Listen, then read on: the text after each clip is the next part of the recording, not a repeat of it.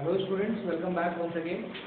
सो combination chapter हम almost ख़त्म कर चुके हैं और कुछ क्वेश्चंस हम प्रैक्टिस कर रहे थे। लास्ट लेक्चर में भी मैंने आपको एक्सरसाइज 3.6 के कुछ इंपॉर्टेंट क्वेश्चंस करवाए और आज भी हम कुछ क्वेश्चंस करेंगे, कुछ एमसीक्यूज भी करेंगे और फिर जब भी हमारा नेक्स्ट लेक्चर होगा तो 2 या 3 लेक्चर्स हम और देंगे परम्यूटेशन एंड कॉम्बिनेशन पे। मैक्सिमम 2 लेक्चर्स आप मान के चलिए और उन लेक्चर्स में हम एडवांस लेवल के क्वेश्चंस यानी अच्छे हाई रीजनिंग जो क्वेश्चंस होते हैं जिसमें हमें थोड़ा एक्स्ट्रा दिमाग लगाना होगा, कॉम्पिटिटिव एग्जाम्स में किस तरीके से क्वेश्चंस पूछे जा सकते हैं आपको पीएनसी टॉपिक से, वो हम डिस्कस करेंगे। अभी तो हम बेसिक लेवल और थोड़े एवरेज लेवल के क्वेश्चंस कर रहे हैं। कुछ आपकी बुक से करवा रहा हूँ, कुछ मैं मेरे पास जो कंटेंट है उनसे करवा रहा हूँ, है ना। लेकिन नेक्स्ट 2 लेक्चर्स में जो हम क्वेश्चन प्रैक्टिस करेंगे वो क्वेश्चंस होंगे लास्ट 10 to 15 ईयर्स में जेई वालों ने किस तरीके से परम्यूटेशन एंड कॉम्बिनेशन पे सवाल पूछा है ना। तो अभी तो हम एवरेज लेवल प्रॉब्लम्स कर रहे हैं। ये क्वेश्चन जो यहाँ पर लिखा हुआ है, ये क्वेश्चन भी आपकी बुक एक्सरसाइज 3.6 का लास्ट क्वेश्चन है और ये क्वेश्चन क्या बोलता है कि a committee of 10 persons is to be formed from a group of 10 women and 8 men, है ना। ये डेटा कितने लोग हमारे पास अवेलेबल हैं, हमारे पास 10 विमेंस हैं एंड 8 मैन है ना। इनको लेके हमें एक कमेटी बनानी है या टीम बनानी है। जो आपको कमेटी शब्द अगर पसंद नहीं आ रहा हो तो आप टीम बोल दो। मुझे इन 10 विमेन एंड 8 मैन को लेकर 10 लोगों की टीम बनानी है। मतलब टोटल मेरे पास कितने लोग हैं? 18 हैं। 18 में से 10 विमेंस हैं एंड 8 मैन हैं, है ना। इनमें से मुझे 10 लोगों की टीम बनानी है या कमेटी बनानी है। तो उसने पूछा है कि हाउ मेनी पॉसिबल कमिटीज, आप कितनी पॉसिबल कमिटीज बना सकते हैं जिसमें एटलीस्ट 5 विमेन हो, है ना। अब देखिए, काफी जिक्र कर दिया ना हमने लास्ट लेक्चर में भी, ये एटलीस्ट और एटमोस्ट पे खूब बात करी थी। इसलिए मैंने आज फर्स्ट क्वेश्चन यही लिया है ताकि हमें बिल्कुल हम कनेक्ट कर सकें हमारे लास्ट लेक्चर और आज के लेक्चर को, क्योंकि इस पैटर्न पे आपके बोर्ड में काफी सवाल बनते हैं। एक बार जेई में भी इसी एक बार मतलब 15 सालों में, पिछले 15-20 सालों में एक बार इस फॉर्मेट पे क्वेश्चन, ऐसे फॉर्मेट पे जहाँ एटलीस्ट और एटमोस्ट का कॉन्सेप्ट आया था, है ना। तो इस पे सवाल एक बार पूछा जा चुका है, इसीलिए मैं इस पे ज़्यादा जोर दे रहा हूँ। तो 10 विमेन एंड 8 मैन में से हमें 10 लोगों की टीम बनानी है जिसमें एटलीस्ट 5 विमेन हो। अभी मैं सेकेंड पार्ट को पढ़ ही नहीं रहा हूँ, अभी मेरा फर्स्ट पार्ट चल रहा है। एटलीस्ट 5 विमेन हो। अच्छा, तो मैं यहाँ पर एक सिनेरियो बना लेता हूँ। ये मेरे 10 पर्सन हैं, 10 पर्सन हैं, है ना। ये मैन, ये विमेन, ठीक है।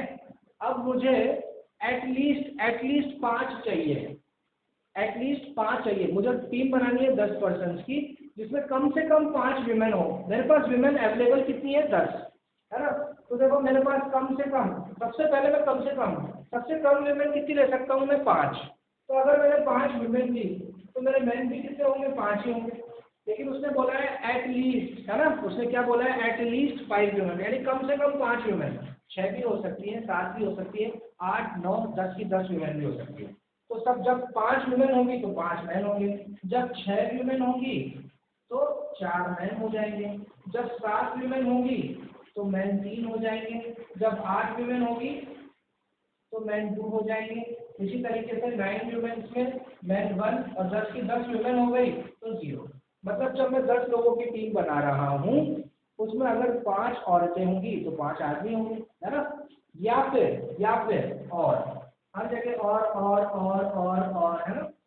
या फिर 6 विमेन हो सकती है तो 4 आदमी होंगे। अगर 7 विमेन होगी 10 पर्सन में तो कॉमन सेंस है ना यार, अगर 10 लोगों में से 7 औरतें हैं तो आदमी कितने होंगे? 3। 8 औरतें होंगी तो आदमी कितने होंगे? 2। 9 औरतें होंगी तो आदमी होगा 1 और 10 की 10 औरतें होंगी तो आदमी होंगे 0। बस बीच में और है। अब हम यहाँ पर सवाल को सॉल्व करते हैं। भाई ये जो मैंने लिखा है 5, ये मैन 5, मैन थे कितने? एक्चुअली 8। तो 8 में से 5 मैंने आदमी चुन लिए, मल्टीप्लाई बाय 10 में से मैंने 5 औरतें चुन ली होगी। तो पहला केस तो ये हो गया होगा, है ना। भाई 10 लोगों को चुनने का पहला तरीका तो ये हो गया कि 8 में से 5 आदमी चुन लिए, 10 में से 5 औरतें चुन ली, या फिर 4 आदमी चुन लिए, 6 औरतें चुन ली, है ना। यही है ना, यही केस बनाया ना, 4 6, देखो 4 6, या फिर 3 आदमी, 8 में से 3 आदमी और 10 में से 7 विमेन, है ना। या फिर 2 आदमी 8 विमेन, है ना। या फिर 1 आदमी 9 विमेन, या फिर एक भी आदमी नहीं, मतलब 0 आदमी, तो 10 की 10 विमेन, ठीक है। तो ये क्या अब आप इसकी कैलकुलेशन कर सकते हैं जी? बिल्कुल, कॉम्बिनेशन सॉल्व करना हमें आता ही है ना। आगे मैं नहीं करके बताऊंगा आपको, आगे ये मैं आपके ऊपर छोड़ता हूँ। इसको सॉल्व करिए, बस इसको सॉल्व करिए, इसको सॉल्व करिए, इसको सबको ऐड कर दीजिए, आपको आपका आंसर मिल जाएगा। तो ये हो गया possible committees will have at least और एट मोस्ट पे मैं अब ज़्यादा बहस करूंगा नहीं, ये मैं आपको लास्ट लेक्चर में बता चुका हूँ। तो ये हो गया मेरा वो पॉसिबल कमिटीज का मतलब इस तरीके से मैं कमिटी बना सकता हूँ जिसमें एटलीस्ट 5 विमेन हों, ठीक है। आई होप समझ में आया होगा। क्वेश्चन का सेकंड पार्ट पढ़िए। अब सेकंड पार्ट क्या बोलता है क्वेश्चन का? क्वेश्चन का सेकंड पार्ट ये बोलता है कि अभी भी आपको कमेटी बनानी है, लेकिन अब जो कमेटी बनानी हो उसमें मैन इन मेजॉरिटी, मतलब इसका मतलब क्या है? मैन इन मेजॉरिटी का मतलब कि जो 10 लोग जो आपको चुनने हैं ना कमेटी बनाने के लिए, जो 10 पर्सन हैं, उसमें से आदमी ज्यादा हो औरतें कम हो। तो आदमी ज्यादा, अच्छा ऐसा चलेगा क्या 5 आदमी 5 औरत? नहीं, ये नहीं चलेगा, ये तो बराबर हो गए ना। उसने कहा मेजॉरिटी, आदमी ज्यादा हो औरतें कम हो। तो ऐसा कब संभव है? आप 10 पर्सन की टीम बनानी है आपको, उसमें आदमी ज्यादा होने चाहिए औरतें कम होनी चाहिए। तो ऐसा हो सकता है या तो 6 आदमी हो जाए 4 औरतें हो गए, है ना। ये देखो, ये मैं मैन लिख रहा हूँ, ये मैं वुमेन लिख रहा हूँ। तो मेजॉरिटी का मतलब क्या है? मैन इन मेजॉरिटी का मतलब आदमी ज्यादा औरतें कम। तो या तो 6 आदमी हो गए, 6 आदमी चुन सकता हूँ मैं, तो 4 औरतें, या फिर 7 आदमी 3 औरतें, या फिर 8 आदमी 2 औरतें, या फिर 9 आदमी 1 औरत, या फिर 10 से 10 आदमी और 1 औरत। ये चीज हो सकती है। 10 लोगों की कमेटी अगर बन रही है तो उसमें आदमी मेजॉरिटी में हो, मतलब आदमी ज्यादा हो, तो ये संभावना हो सकती है। आई होप समझ में आ रहा होगा। तो बस आदमी टोटल अवेलेबल कितने मेरे पास? 8, औरतें कितनी अवेलेबल है? 10, है ना। तो कैसे हो जाएगा ये? आदमी मैंने 6 चुने, औरतें मैंने 4 चुनी। कितने में से? 8 में से 6 आदमी और 10 में से 4 औरतें, ठीक है। तो पहला क्या हो जाएगा? A C से, मतलब 8 में से 6 आदमी चुने गए इनटू 10 में से 4 औरतें चुनी गई, है ना। देखो चुन तो हम 10 ही रहे ना, 6 + 4 10, 10 की टीम बन गई। फिर दूसरा केस, मतलब बीच में प्लस हो जाएगा, और दूसरा केस क्या हो जाएगा? AC7 into 10C3। फिर तीसरा केस क्या हो जाएगा? AC8 इंटू 10C2, है ना। अब चौथा केस हो सकता है क्या? 9 और 1 हो सकता है क्या? 9 आदमी चुन लो और 1 औरत चुन लो, ऐसा हो सकता है क्या? अरे ऐसा तो हो ही नहीं सकता, आदमी है ही हमारे पास 8। तो जब अवेलेबल ही 8 है तो 9 कैसे चुन सकता हूँ मैं? तो यहाँ तक जाने की हमें जरूरत ही नहीं है ना। जो भी होगा ये यहीं तक होगा। क्या बात समझ में आ रही है आपको? भाई 10 लोगों की टीम चुननी है, उसमें आदमी ज्यादा होने चाहिए औरतें कम। तो कैसे हो सकते हैं? 6 आदमी 4 औरतें, 7 आदमी 3 औरतें, 8 आदमी 2 औरतें, 9 आदमी, 9 तो आदमी नहीं है, आदमी तो 8 ही है हमारे पास। तो जो है वो यही केस है, ठीक है ना। तो बस जितनी कैलकुलेशन होगी वो ऐसी होगी। कैलकुलेशन में करके नहीं बताऊंगा, वो मैं आप पे छोड़ देता हूँ। मैं उम्मीद करता हूँ कि कॉम्बिनेशन तो अब हम सॉल्व कर ही सकते हैं, है ना। लॉजिक समझ में आ रहा है ना? ये यहाँ पर आईब्रोज तो रेज नहीं हो रही, अरे ये क्या हो गया अचानक? अरे भाई आदमी है ही नहीं ना, जो जितने अवेलेबल होंगे उतना ही तो करूंगा। अरे भाई आदमी मेरे पास 8 है तो ये 9 तक तो जाएगा ही, ठीक है ना। तो इतना कॉम्बिनेशन ठीक है, तो इसको सॉल्व कर लीजिएगा, you will get the answer. ठीक है, आई होप समझ में आया होगा ये क्वेश्चन, है ना। तो ये क्वेश्चन जो था आपकी एक्सरसाइज का लास्ट क्वेश्चन था, और काफी क्वेश्चंस में एक्सरसाइज 3.6 से आपको करवा चुका हूँ। जो क्वेश्चंस मैंने नहीं करवाए हैं वो आपका होमवर्क है, वो अब आपको करने हैं। और वहाँ अगर कहीं आप डिफिकल्टी फेस करते हो कॉम्बिनेशन के किसी भी क्वेश्चन में, तो वो आपको मुझसे डिस्कस करना है। आप सबके पास मेरा पर्सनल नंबर है ही से, ठीक है। तो चलिए कुछ क्वेश्चंस और करते हैं। अब वो बुक से, आपकी बुक से नहीं है, वो मेरे मटेरियल से मैं आपको कुछ क्वेश्चंस करवाऊंगा, और बाकी फिर बाद में जो नेक्स्ट 2 लेक्चर्स होंगे उसमें सिर्फ हम जेईई की प्रॉब्लम्स डिस्कस करेंगे। तो चलिए कुछ बेसिक प्रॉब्लम्स और एवरेज लेवल की प्रॉब्लम्स और डिस्कस करते हैं। तो नेक्स्ट क्वेश्चन है, आपको दे रखा है 2n/3 ratio n/2 is equal to 44/3। अच्छा, परम्यूटेशन में भी मैंने आपको इस टाइप का सवाल करवाया था। तो यहाँ आपको रेशियो दे रखा है, और एक और इन्फॉर्मेशन दे रखी है कि NCR जो है वो 15 के बराबर है। ये 2 इन्फॉर्मेशन दे रखी है हमें, और हमें पूछा है R का वैल्यू क्या होगा। 4 ऑप्शन आपके सामने हैं, 3, 4, 5, 6।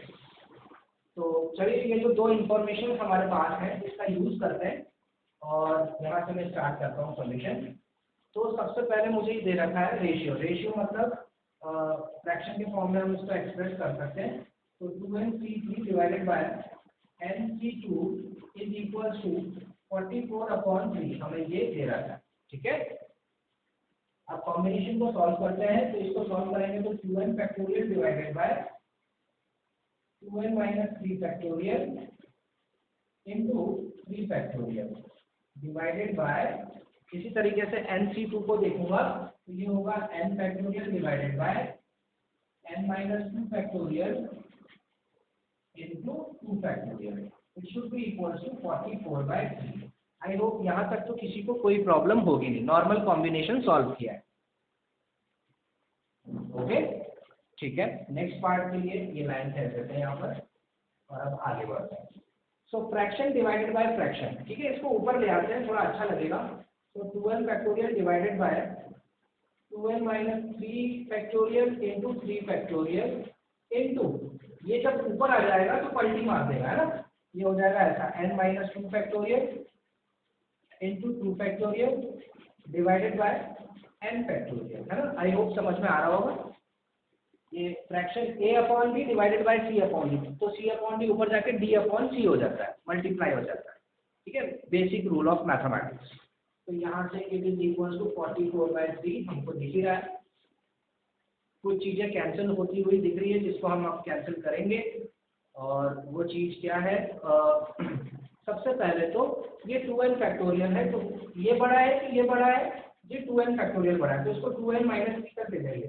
तो 2n, then 2n - 1, then 2n - 2, then 2n - 3 and then stop, ठीक है। और डिवाइडेड बाय यहाँ लिखा हुआ है 2n - 3 का फैक्टोरियल इंटू 3 फैक्टोरियल को मैं लिख सकता हूँ 3 इंटू 2 फैक्टोरियल, क्योंकि ऊपर 2 फैक्टोरियल है, into n - 2 factorial into 2 factorial divided by n factorial. अच्छा, n फैक्टोरियल को मैं क्या लिख सकता हूँ, n into n - 1 into n - 2 and stop s, ठीक है। It is equal to 44/3। बिल्कुल बेसिक, बिल्कुल इजी कैलकुलेशन, कुछ ज़्यादा दिमाग नहीं लग रहा है। अब क्या करना है, जो कैंसिल हो रहा है उसको कैंसिल करना है। तो 2n - 3 फैक्टोरियल से 2n - 3 फैक्टोरियल कैंसिल हो रहा है, 2 फैक्टोरियल से 2 फैक्टोरियल कैंसिल हो रहा है, n - 2 फैक्टोरियल से n - 2 फैक्टोरियल कैंसिल हो रहा है, ओके। n से n कैंसिल हो रहा है, राइट। नीचे बचा है मेरे पास n - 1, और यहाँ बचा है 2n - 1 एंड 2n - 2। क्या मैं इस 2n - 2 में से 2 को कॉमन ले सकता हूँ?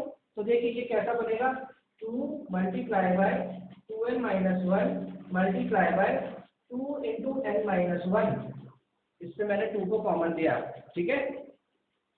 Divided by 3 multiply by n - 1 should be equals to 44/3।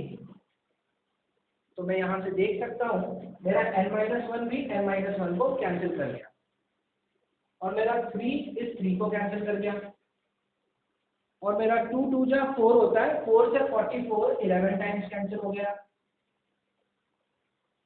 है ना। तो ये पूरा एक्सप्रेशन सॉल्व करके मेरे पास बचा क्या, 2n - 1 = 11। इससे मुझे ये पता चला कि 2n = 12 और इससे मुझे पता चला n = 6। चेक करिए n का वैल्यू क्या आ गया, मेरे पास 6 आ गया। n का वैल्यू क्या आ गया, 6। ठीक है, ओके। सो 6CR = 15 दे रखा है। अब देखो ना, n पता चल गया हमें, NCR 15 दे रखा है और R हमें पूछा है। तो 6, n का वैल्यू 6 है। तो अब देखिए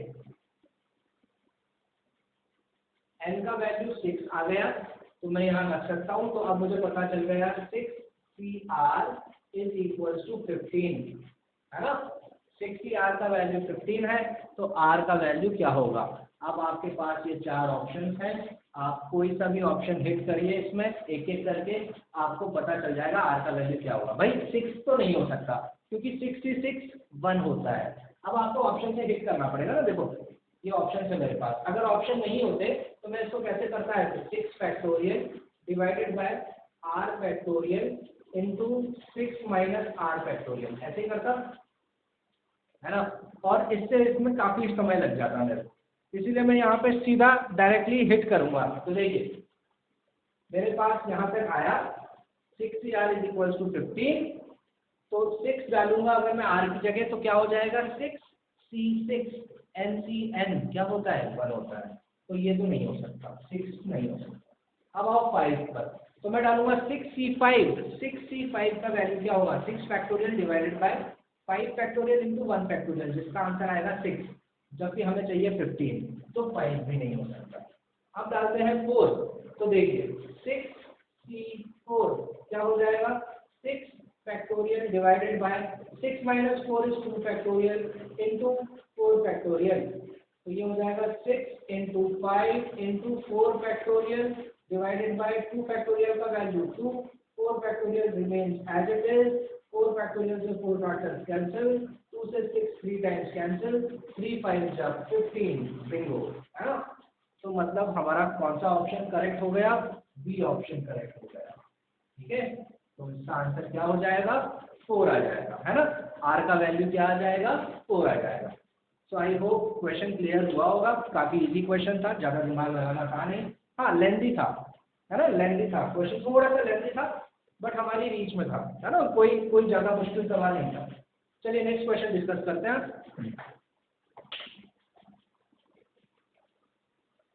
नेक्स्ट क्वेश्चन देखिए, इस टाइप के क्वेश्चन भी हम काफी डिस्कस कर चुके हैं, तो अब कोई प्रॉब्लम आएगी नहीं इस क्वेश्चन में। तो हमारे पास 6 बॉयज एंड 4 गर्ल्स हैं, ठीक है, 6 बॉयज और 4 गर्ल्स हैं, और मुझे 7 लोगों का, इन 6 बॉयज और 4 गर्ल्स मतलब टोटल 10 लोग हैं, मुझे 7 लोगों का ग्रुप बनाना है। ठीक है, मुझे 7 पर्सन्स का ग्रुप बनाना है। A group of 7 persons is to be form, then how many such groups are possible. ऐसे में कितने ग्रुप्स बना सकता हूँ जिसमें boys are to be in majority, मतलब लड़के ज्यादा होने चाहिए, है ना। तो मुझे 7 पर्सन्स का ग्रुप बनाना है, 7 पर्सन्स का ग्रुप बनाना है। और जाहिर सी बात है भाई, जाहिर सी बात है, बॉयज अगर मुझे ज़्यादा चाहिए तो 7 पर्सन्स में से 4 लड़के और 3 लड़कियां हो सकता है, 4 बॉयज हो जाए और 3 गर्ल्स हो जाए, ठीक है ना। और 5 बॉयज हो सकते हैं, 2 गर्ल्स हो सकती है, और 6 बॉयज हो सकते हैं, 1 गर्ल हो सकती है, या फिर 7 के 7 बॉयज हो सकते हैं और 1 भी गर्ल है ना। तो 7 पर्सन्स की जो टीम बनानी है जिसमें बॉयज मेजॉरिटी में हो, बॉयज मेजॉरिटी मतलब बॉयज की तादाद ज्यादा होनी चाहिए। तो 7 लोगों में से 4 लड़के 3 लड़कियां, या फिर 5 बॉयज 2 गर्ल्स, या फिर 6 बॉयज 1 गर्ल, या फिर 7 के 7 बॉयज 0 गर्ल्स। बीच में और है, बाकी अब आप आगे इसको कंप्लीट कर सकते हैं। तो 4 बॉयज, कितने बॉयज में से टोटल बॉयज कितने हैं 6, तो पहला हो जाएगा 6C4 multiply by 3 girls out of how many 4, तो 4C3, ठीक है ना। 6 में से 4 लड़के हो गए, 4 में से 3 लड़कियां हो गई है ना, तो हो गए टोटल 7 लोग सेलेक्ट। फिर बीच में प्लस, आपकी बात कितने, 6 में से मैं 5 लड़के लेता हूँ, तो 4 में से 2 लड़कियां होंगी, है ना। फिर प्लस 6 में से 6 के 6 लड़के हो जाएंगे, तो 4 में से कुछ 6 बॉयज एंड 4 गर्ल्स, तो 6 में से 4 हो गया, 4 में से 3 हो गई, 6 में से 5 हो गया, 4 में से 2 हो गया, है ना। और 6 में से 6 मैं बॉयज ले लूंगा, तो गर्ल कितनी हो जाएगी, 1 हो जाएगी, है ना। 7 की है ना, 5 2 7 4 3 7 6 1 7, है ना। अब देखो क्या 6 में से 7 बॉयज हो सकते हैं, 7 बॉयज तो हो ही नहीं सकते ना, बॉयज अवेलेबल ही हमारे पास कितने हैं, 6 है, तो ये वाला केस तो हो ही नहीं सकता लास्ट वाला, ठीक है ना। 7 बॉयज और 0 गर्ल्स तो पॉसिबल ही नहीं है, क्योंकि उसमें तो बॉयज ही नहीं है हमारे पास, बॉयज 6 ही है ना। तो 6 लड़कों में से 4 लड़के, 6 लड़कों में से 4 लड़के आ सकते हैं, 4 में से 3 लड़कियां आ सकती है, या फिर 6 में से 5 लड़के, 4 में से 2 लड़कियां, या फिर 6 में से 6 के 6 लड़के और 1 लड़की, ठीक है। तो ये कॉम्बिनेशन हमारे आ सकते हैं, ठीक है। इसको हमें सॉल्व करना है और आंसर हमारा फिर आ जाएगा, ठीक है। तो चलिए इसको सॉल्व करते हैं।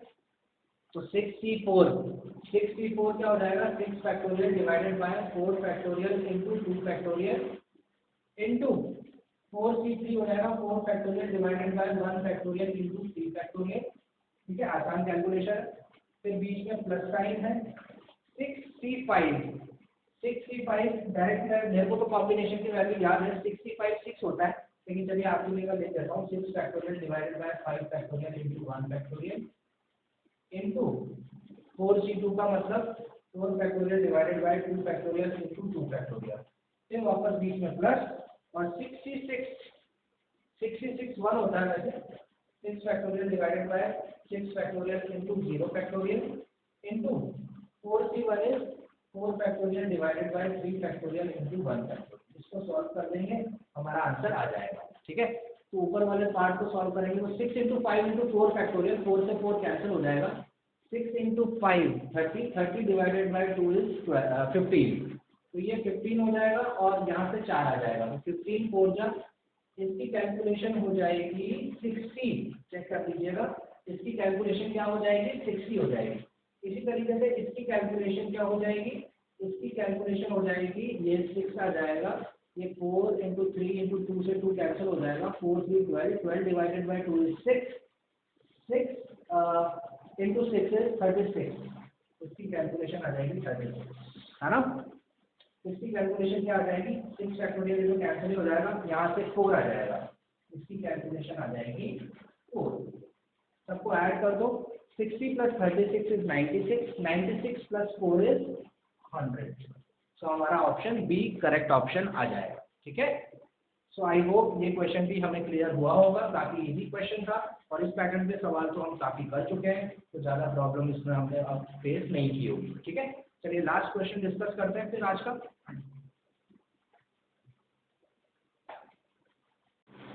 नेक्स्ट सवाल है, हमें इस कॉम्बिनेशन की वैल्यू निकालनी है, और कॉम्बिनेशन कुछ इस प्रकार से दिया हुआ है कि 20C4 प्लस 2 टाइम्स ऑफ, यानी 2 multiply by 20C3, 2 multiply by 20C3 plus 20C2 minus 22C18, इसकी वैल्यू क्या होगी, ये 4 ऑप्शन है ना। तो देखो कॉम्बिनेशन सॉल्व करके आप वैल्यू तो निकाल ही सकते हो, है ना, लेकिन अगर आप उसको नॉर्मल तरीके से निकालने बैठोगे तो आपका आंसर तो आ जाएगा, बट वो समय काफ़ी ले लेगा, है ना, it will take a lot of time.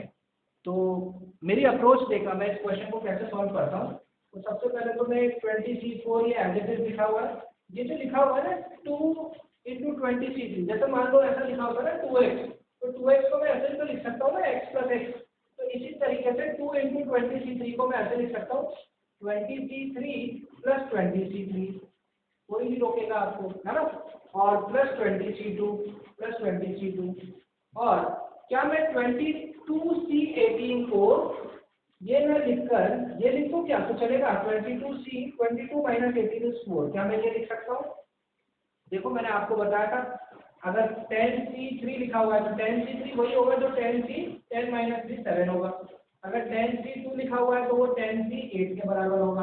अगर 9C4 लिखा हुआ है तो वो 9C5 के बराबर होगा। तो इसी तरीके से अब देखो ना यार, यहाँ 4 है, यहाँ 3 है, यहाँ 2 है और यहाँ इतना दूर 18, तो इसको भी थोड़ा पास ले आता हूँ ना यार, ये 2 3 4 के पास रहेगा तो ज़्यादा अच्छा रहेगा। अब देखिए इतना करने के बाद देखो फर्स्ट स्टेप में मैंने क्या किया, इसको तोड़ के लिखा और 22C18 ये 18 मेरे को बहुत अजीब दिख रहा था। क्यों अजीब था? क्योंकि बाकी सबके नीचे तो 4 था, 3 था, 2 था और उसके नीचे 18, ये नाइंसाफी है ना, इसीलिए हमने इसको छोटा कर दिया। छोटा करने के बाद अब एक छोटी सी चीज़ मुझे याद करनी है। वो जो छोटी सी चीज़ जो मुझे याद करनी है वो मैंने पढ़ी थी कि NCR + 1 is always equals to N+1 CR+1, है ना। अगर ऊपर दोनों N सेम है और नीचे R में 1 का डिफरेंस है, देखो 20 20 4 और यहाँ 3, इनको मैं पकड़ लेता हूँ और इसको पकड़ के क्या मैं लिख सकता हूँ 21C4। क्या आपको समझ में आया होगा? ये क्या हो गया मेरा, ये 21 20 20 और यहाँ 1 का डिफरेंस, ये हो गया 21C4 प्लस इसी तरीके से मैं इन दोनों को भी पकड़ता हूँ। अब इन दोनों को भी पकड़ो तो 20C3 20C2, तो ये हो जाएगा 21 और दोनों में बड़ा कौन है 3, तो 21C3 हो गया -22C4 है। ठीक है, अब देखो अब मैं इन दोनों को पकड़ूंगा, है ना। इन दोनों को मैंने पकड़ा 21 21 4 3, तो ये हो गया ऊपर 22 और नीचे 4, तो 22C4 - 22C4 cancel, 0 is the answer. ठीक है, समझ में आया? देखो उस प्रॉपर्टी पे बेस्ड था हमारा सवाल, और अगर इसको नॉर्मल मेथड से करने जाते तो मौत हो जाती हमारी, तो डेथ हो जाती है ना। मतलब ये है कि बहुत टाइम लग जाता ना, ये डेथ मेथड हो जाता है। अगर ये आप इसको नॉर्मल कन्वेंशनल तरीके से सॉल्व करने की कोशिश करते तो बहुत समय लग जाता, उतने समय में तो आप 2-3 क्वेश्चन सॉल्व कर दोगे। ठीक है ना, तो आपको approach presence of mind question को देखकर एनालाइज करना कि हाँ इस पर्टिकुलर क्वेश्चन में मैं क्या चीज अप्लाई कर सकता हूँ, है ना। चलिए, तो आई होप ये क्वेश्चन क्लियर हुआ होगा, है ना। तो आज हमने कुछ क्वेश्चन किए कॉम्बिनेशन से ही रिलेटेड एमसीक्यूज फॉर्मेट में, और नेक्स्ट लेक्चर बहुत इंपॉर्टेंट होने वाला है। नेक्स्ट कपल ऑफ लेक्चर्स, जो 2 लेक्चर्स हम करेंगे वो पूरे मतलब एडवांस लेवल के क्वेश्चंस वहाँ पर, हालांकि अप्रोच तो वही होगी जो हमने पढ़ाई की है, लेकिन हमें थोड़ा चौकन्ना होकर थोड़ा एक्स्ट्रा दिमाग वहाँ पर लगाकर सवालों को सॉल्व करना होगा। ठीक है, तो नेक्स्ट 2 लेक्चर्स बिल्कुल ध्यान से देखिएगा। अभी भी लेक्चर्स जितने भी हुए हैं हमारे PMC पर, पूरा थ्योरेटिकल एस्पेक्ट हम कवर कर चुके हैं इस चैप्टर का। किसी थ्योरी पार्ट में अगर आपको डिफिकल्टी फेस हो रही है या कोई कॉन्सेप्ट समझ में नहीं आ रहा है तो वो आप मुझसे पूछ सकते हैं। ठीक है, सारे लेक्चर्स को बिल्कुल अच्छे से देखिएगा, और नेक्स्ट 2 लेक्चर्स में हम करेंगे JEE मेंस के कुछ question. So thank you so much for watching, have a nice day and I will see you guys in the next lecture.